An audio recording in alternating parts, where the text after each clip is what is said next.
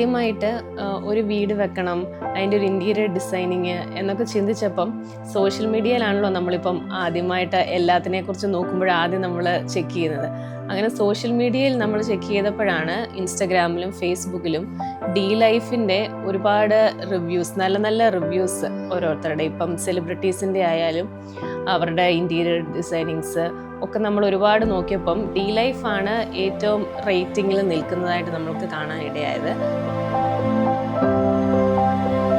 നമ്മൾ ഒരിക്കൽ പോലും അവരുടെ ഷോറൂമിൽ പോവുകയോ അല്ലെങ്കിൽ അവരെ നമ്മൾ ഡയറക്റ്റ് കാണുകയോ ചെയ്തിട്ടില്ല.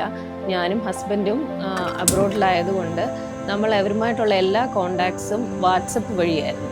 അപ്പോൾ എല്ലാ ഡീറ്റെയിൽസും ഫോട്ടോസും പിക്ചേഴ്സും ഒക്കെ അവർ വാട്സപ്പിൽ കൂടെ അയച്ചു തന്ന് നമ്മളോട് അതിൻ്റെ ഡിസിഷൻസൊക്കെ എടുക്കുന്നതെല്ലാം ഓൺലൈൻ ത്രൂ ആയിരുന്നു.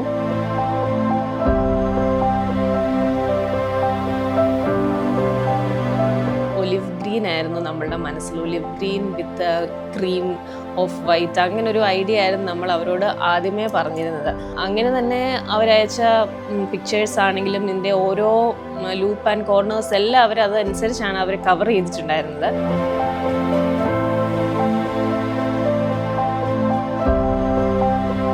ഞാനും ഹസ്ബൻഡും ആദ്യമായിട്ട് നാട്ടിൽ വന്ന് വീട് കാണുമ്പോൾ വന്ന് കയറി ഞങ്ങൾ ഡോർ ഓപ്പൺ ചെയ്തപ്പം തന്നെ ഞങ്ങളുടെ മനസ്സ്, ഞങ്ങൾ ഫുള്ളി ഹാപ്പി ആയിരുന്നു.